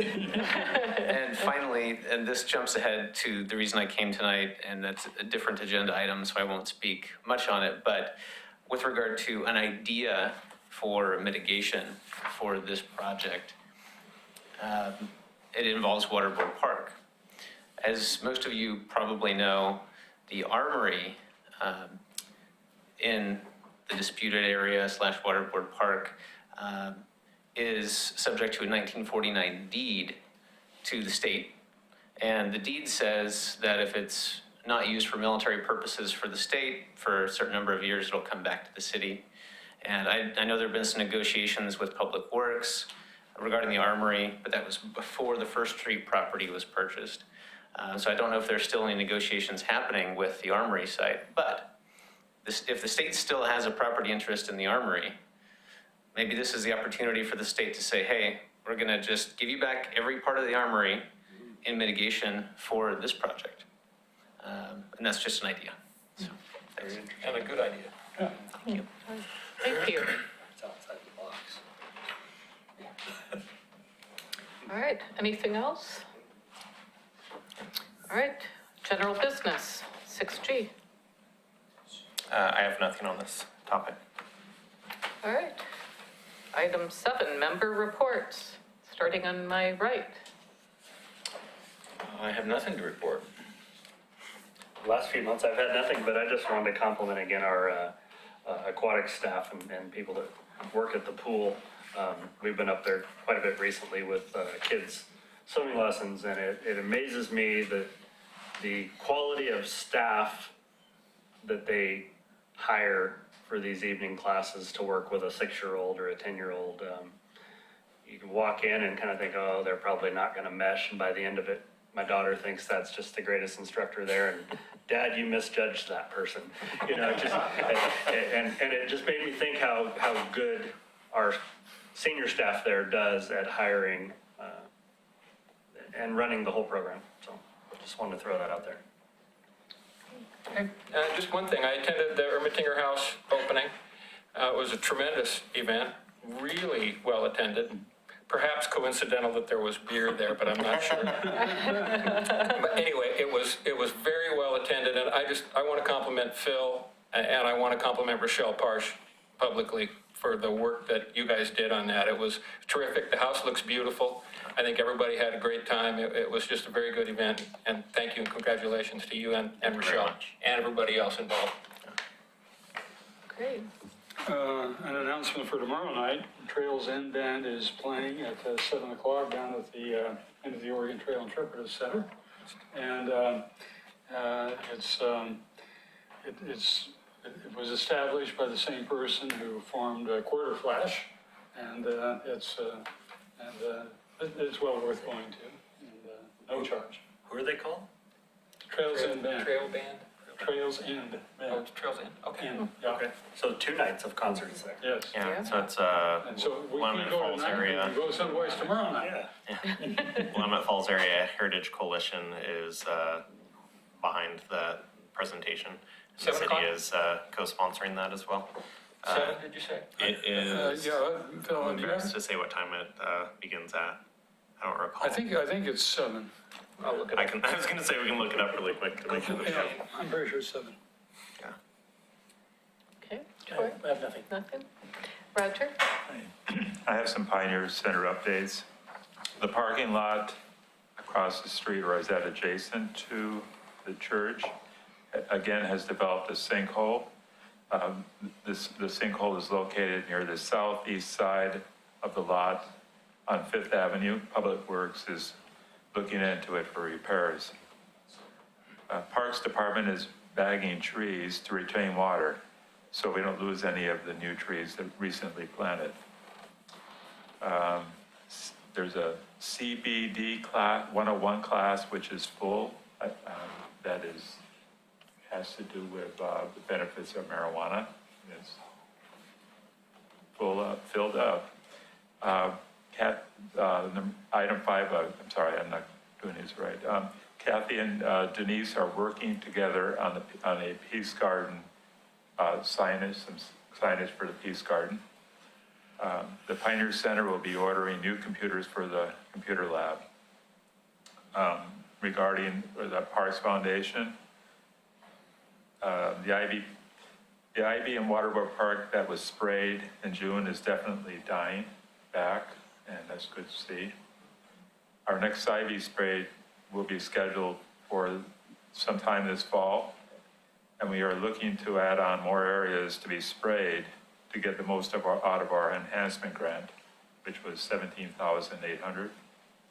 We'll be getting a quote for ivy spraying in Okanema to see what that cost would be and whether that could fit into our grant. Regarding our McLaughlin Promenade planning, which is in full bloom, and we're watering it once a week now and weeding. And we want to thank the VFW for providing us with their water spigot and the water to help with that. We have not reached our full budget for the plants that go in there yet. We have about $500 left, and we'll probably be adding some more plants in there in the fall. That's all I have. I also attended the Ermentinger House opening, and really compliments to Phil and Rochelle and everyone involved. But it really, really was impressive, so thank you. It was a great time. I wanted to give a shout out to Roger as well.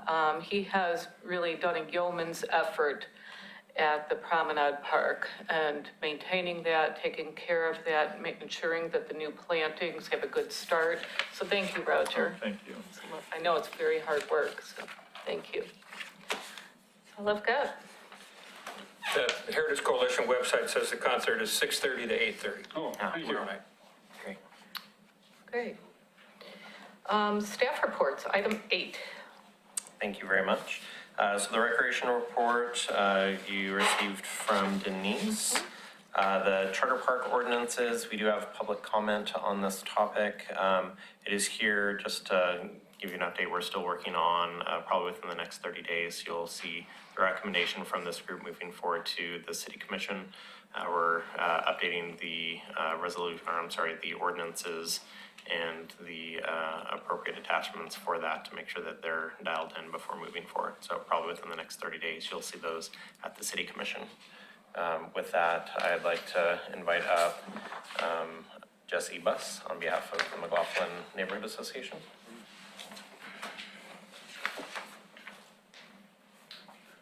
Thank you. Again, my name's Jesse Buss, Oregon City, but I'm here in my capacity as treasurer and attorney for the McLaughlin Neighborhood Association. A few things here. First of all, thanks to Phil and his staff for working on this Charter Parks update. I know that it's not the decision of this committee to decide what's going to go up or down on this as far as inclusion parks list, but you do have advisory power. And I want to point out a few things. Primarily, the draft list, at least the one that I've seen, doesn't include the Lower Waterboard Park area on the proposed list to go to the city commission to designate it as a park. And the reason that's important is because in the recent litigation, which is ongoing for Waterboard Park, the judge decided two things. One, she recently decided that Lower Waterboard Park has not been designated formally as a park under the Oregon City Charter, and two, that it hasn't been dedicated under Oregon state law as a park. But that's all she addressed in the case. What she didn't say, and can't say in that case because it's not about it, is address the fact that the park is still in our parks inventory today. And that's one of these blow-ups that I have. This is the 1999 Parks Master Plan, part of the comprehensive plan. And the Lower Waterboard Park area, is here. So it's shown in our parks inventory as inventory parkland, whether or not it's been formally designated or dedicated. The reason it's worth mentioning is because there's some misunderstanding about the judge's ruling. And some people think she said that it's not a park in any way, shape, or form. Really, her ruling was limited to those two limited issues, but didn't address the comprehensive plan. The reason I bring that up is to point out that we've got this area that isn't designated or dedicated according to the judge, but has undergone a lot of activity recently with the wonderful acquisition by Public Works and other staff of the First Street property at a drastically reduced price than it would have cost to expand Public Works at Lower Waterboard Park. There's lots of savings, millions of dollars of savings there. And as the city has formally announced, the Public Works Operations Center is no longer planned to be based out of the Upper Yard Waterboard Park area. So this creates an opportunity, and it aligns with this charter park update. We know that the area is on the current Parks Master Plan and Comprehensive Plan. We know it doesn't need to be used for Public Works expansion. Why not include that area now as a park, forgetting what's been done in the past and saying, what does the community want now? What should be used, what should that property be used for now? And it seems like a perfect opportunity to update the charter to include that specifically. And I have a few more blow-ups, just showing that the community and the city, regardless of designation or dedication, have considered this area as parkland for a long time. This is actually 1929, 1933, 1934, 1936, 37, 38, and to 39 as well. Official city reports labeling the entire area, including the disputed area, as Waterboard Park. In 1952, the Planning Commission and the City Commission formally adopted this 1952 Parks Master Plan. It wasn't built out because of lack of funding, but you can see the armory here, proposed outdoor theater, tennis courts, picnic areas, recreation center, basketball courts, things like that. And this is just one of the many maps that have come to light in the past year and a half, showing how long the area has been considered parkland.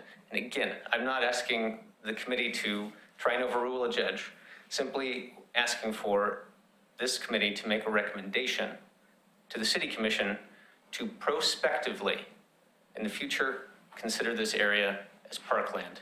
That's its highest and best use moving forward. Thank you. Thank you.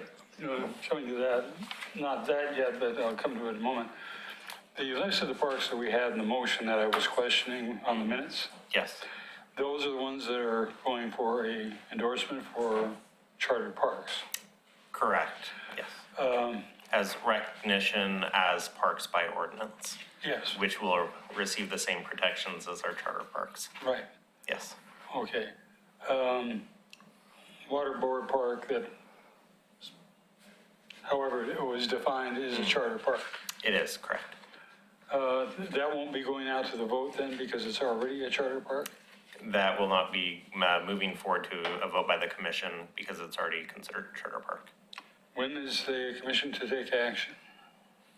On You think you said- within 30 days, probably. We're just finalizing the ordinances. We should have those done within the next 2 weeks.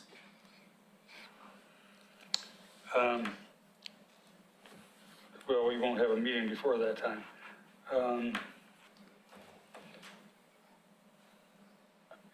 I think we're going to be setting forward many goals like for the next commission and their budget cycle and so forth. And I would suggest that we look at the very issue that he's putting forward. Because when I was, and I supported Public Works and at the time, and in one sense almost still do, except now they have another piece of property. And the reason I always said that was because of so much of the infrastructure work that they have to deal with in problem times is in the lower part of the city. Floods, ice storms. They still find infrastructure that they got to replace because it's so old. But that's part of the history now. We know Public Works is moving. I know they want to keep some land at that site, but it seems to me that lower portion there that we've always been talking about is something that we should be addressing and do that in our our own goal setting session next year. Can I kind of ask a question since this is just for our discussion? I wonder how much discussion do we really need? In other words, if and I've followed this for a long time, really haven't said much, but as those maps show, if it's all been considered a park, how many of us wouldn't agree with that today? In other words, do we need to go forward into next year with some of these? And I'm not saying even tonight, we could do it next month, but I guess. Well, my statement is if we want to do an action now, we should probably beat their 30-day time for the city commission. I mean, when do you want to take it forward? If you want to take it forward in this process, when we're having these areas taken to the voters as charter parks, this would be probably the only meeting we could do it at. And that's kind of why I'm asking just the group in general, does anybody not agree with doing that? No, we're not talking about the lower section of the Public Works ownership. We're only talking that plateau above there, right? You're not talking about the area where the buildings are, down on. That's always been on a Washington confusion. Street? Well, that's the point, because at this point, that would not be something I would support. It's that upper portion that I would support. So if you're asking whether I agree, I agree on part of that area. So the city's position is that the upper section, or as Jesse referred to it as Lower Waterboard Park, is considered part of the operations yard, and the city considers it the upper yard of the operations center. So that's the section that I believe is the contested area that Jesse is petitioning to have you recognize or make a recommendation for the city to recognize that as a park moving forward. When I was I was mayor once, and when I was there as mayor. You were? Yeah, when I was there as mayor, I asked a specific question, the land use in terms of the area with the land use, if they wanted to be including the upper portion, and the other areas if they own in the city, namely the area around the reservoir and some other areas, would that be sufficient for their needs in the long term? And the answer was yes. Now they have more area, and I don't think they can argue to keep the whole area. And so it seems to me that I don't know how much, well, we got Cameron here, he could probably tell us. The acreage of the new site, how does that compare to the current site? Do you have any idea? Relatively the same, 5 acres. Yeah, so, And we've heard all along that was all they needed. so my answer is with Director of Public Works giving me the assurance that, keeping that area under Public Works as they have their master plan forward, and the other areas they own in the city would be sufficient for their long-term needs. Now, they've got the other additional 5 acres. It's a little bit hard for them to say, yeah, we want to keep the other area now too. The question is, do we want to make this something that we are going to recommend to go on the charter, which I am sure the city commission will probably reject at this commission? Or do we want to go ahead and deal with this as part of our goal setting session and have a real detailed discussion? I agree that upper section should become part of Waterboard Park. So are you saying perhaps then that we could amend, if in fact, do we have a timeline? It was still supposed to be the first week of September that the commission wanted to be able to adopt our charter parks. That's what we saw the first time you brought this forward a month ago. Within the next 30 days or so, it should go forward. So whether that is the second meeting in August or the first meeting in September, probably in that time frame. Do you know why there was a hurry or a push to do this? We were requested to bring forward the low-hanging fruit, as it were, for the properties that were most easily identified and being able to bring forward as being adoptable.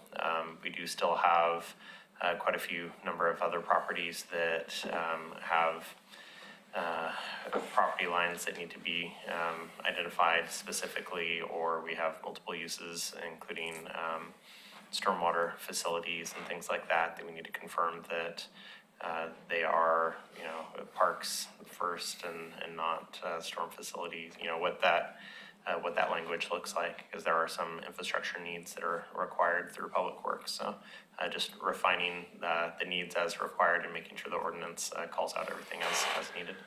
And is Waterboard Park one of those low-hanging fruits that we can?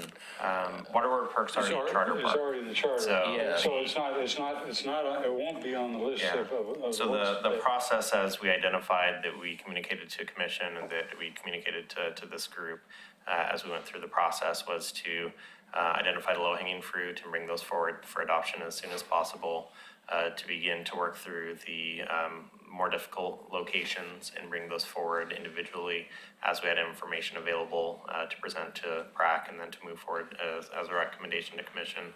And then once we have all of our non-charter parks identified as parks by ordinance, we would then go back and look at our current charter parks and make sure that the language is appropriate and that they're adjusted and recognized in the appropriate way. An example I will give is Clackamas Park is specified as being at the confluence of the Willamette and the Clackamas rivers, and there's not a lot of detail beyond that.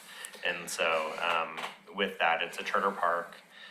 We generally know the area that is Clackamas Park, but it's not specified. And so we will probably go back and provide an accurate map, provide the boundaries, again, bring it forward to the commission to be adopted as a park with those specific boundaries. So the Waterboard Park would be, you know, as we're going through that process, we could also go through and evaluate that as well. But we're wanting to really make sure that the parks that are not currently recognized or have those protections, that we did that as soon as possible, and then go and evaluate the charter parks at a later time. So Go ahead, Mike. So Yeah. Upper Waterboard Park is a charter park. Correct. Okay. I agree with what Doug said. A portion, let's just call it the disputed area, to stay neutral. All or part of that, I agree with Doug. Should be a park. What I don't want us to do is do something general. I want to see, you know, paint on the street and a survey mark, here's the park, here's not the park. And then get that portion added to the charter park and redefine the boundary of the charter park. Yeah. And the same thing with Clackamas and all the parks.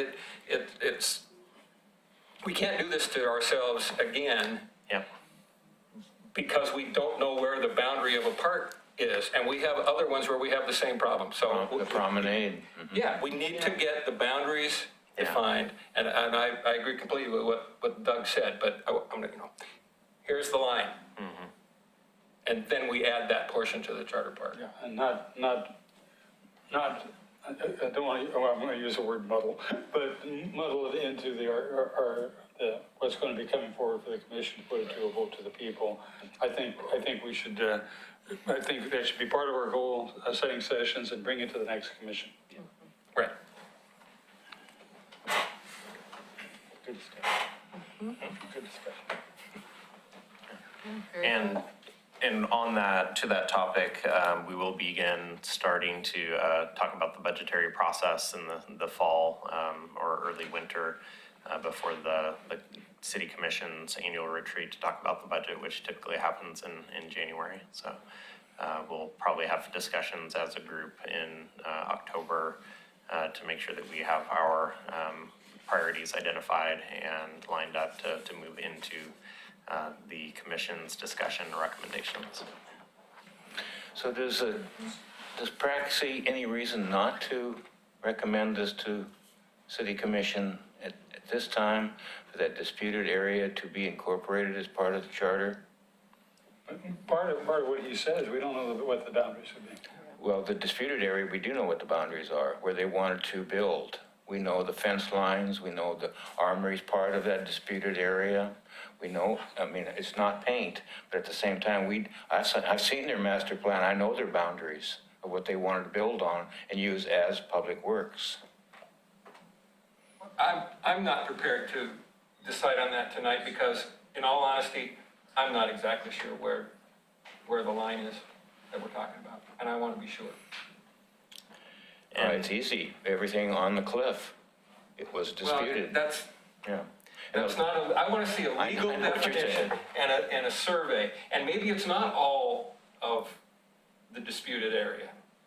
Maybe it's a portion, I don't know what makes sense. When was the last time that park was surveyed? I'm sure the operations center, I can't speak to it, but I'm assuming that they've had it surveyed as part of their master planning I'm process. talking about all of Waterboard Park. All of Waterboard Park, I don't believe that we have surveys done for all of Waterboard. I know that when we were trying to figure out where we were gonna spray, there's houses nearby and part of the park, and we didn't know quite where to stop spraying and where the property, our neighbors there started. So, And that's part of the discussion around the parks in general and recognizing parks through ordinance is that a lot of our properties, we don't have, you know, especially the older properties, we don't have survey work done. And so it is costly to have survey work done, and it's a budget consideration. So I'll answer my original question, is I just don't think we're ready to make a decision on that tonight. It seems like there's not enough known and/or not enough urgency I don't see a need then to necessarily push it through right now. Yeah. But knowing it'll stay soon, it'll come on Yeah. you know, I agree with even this fall getting on it. I don't think we need to wait till goals next year. Point of clarification, Yeah. Oh, we can't, if you want to come up to the microphone, thank you. this is not advocacy, but There is a 1935 survey recorded with the county that's labeled Waterboard Park, and it's got survey markers and all that kind of stuff on it. So it's been done, but a long time ago. Yeah. Thanks, Jesse. Thank you very much. Be good to just see it. Then I'd be ready to vote on it. So, yeah. Can we put that on a fall agenda? Yeah, we can add that as a future agenda item. I just don't see any reason to wait till January though. Again, that has been surveyed by operations. Yeah.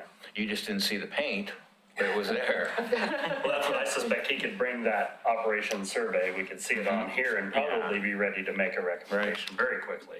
Yeah, we can probably put together visuals and make sure that we have information. From Prac standpoint, I see it as low hanging fruit.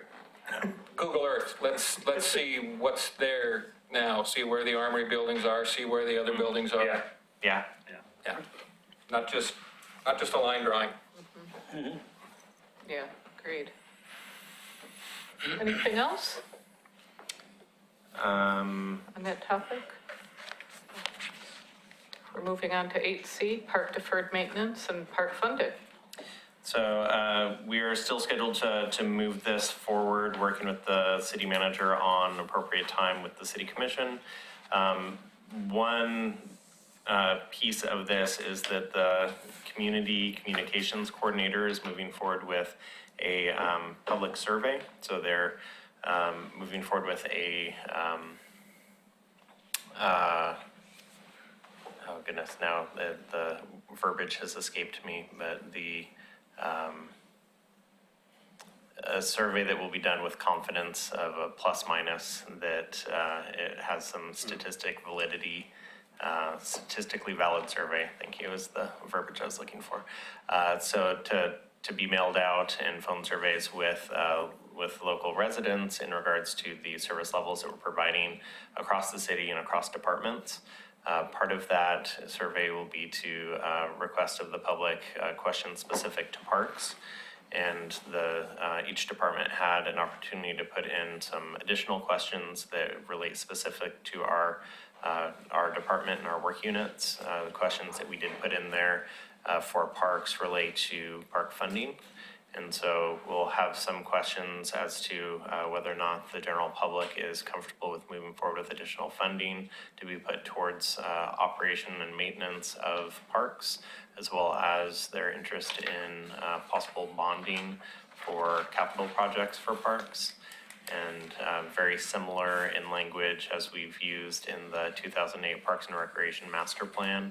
And so we'll have a kind of a base point to use with the 2008 master plan, and then updated information based on the current process. So the surveys plan to move forward in August, and then I believe there's an October commission meeting scheduled to present the information as it came in. So she's working with a survey company, and that's the work that they do. And so they're putting it together in a way that they'll receive responses appropriate in order to make a statistically valid survey to represent the community's thoughts as a whole. Phil, I just want to throw this out there. I don't expect an answer, but maybe you take it back to her and Tony because I question some of the results of a survey this fall relating to funding when the school district's always also doing their thing. I think, in other words, it's a politically charged 2 or 3 months and the results are not necessarily going to be accurate. And if you save your money and do it outside of that window, you may get a different result. And so I'm just throwing that out there because I would question any result you get in October. Now, any bonded election has to occur either associated with the general elections. Oh, yeah, so this is just to get. You can't do it on a special election, is what I'm saying. This is just to get general thoughts of the community as they're considering options for how to fund appropriately parks and recreation services. I believe the intent of doing the survey and what they will be doing moving forward is that as we move into the budget cycle for the city as a whole, and we're on a biennium budget, that every 2 years leading up to the budget discussion time period, that they would have a survey done. Some of the questions revolve around, over the next 2 years, what should be priorities for specifically, for each department and things like that. So I think it's to aid them in making decisions as the budget committee and then as the city commission. As long as the bonding side of that is the portion that I would have trouble with the results. So something to think That's a good about, point. that's all. Yeah. You probably at a point now where you can smooth over the questions and maybe adjust. If needed. Yeah, and Keep that's a that in good point. mind. I think the city commission, I think, acknowledges that the Parks Department's not funded to the level that they need to be. And I believe they're, just trying to get information from the community at large. Okay. Anything else? Okay, future agenda items? Yeah. If I might.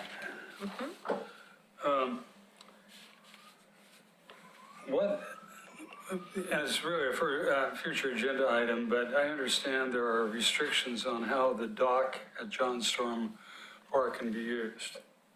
Is that not correct? Correct, yes. There's time limitations on how long folks can be tied up to the dock. There's no fishing from the dock, which is part of the agreement with the State Marine Board, which helped to fund the dock. And I go by that dock occasionally, and I never see anything there. And I don't know if anybody else sees anything there. And I know it's an issue with State Marine Board, but the thing is that we restrict that certain things can't happen there, and what they permit to happen there isn't happening. I think we ought to see if we can have some kind of mechanism. Not everybody that's a fisherman wants to be in a boat. And if that's a nice place to cast a line, that's fine. Some other kinds of craft probably can't be there, but do something with that facility that money was invested in, that the facility actually gets used.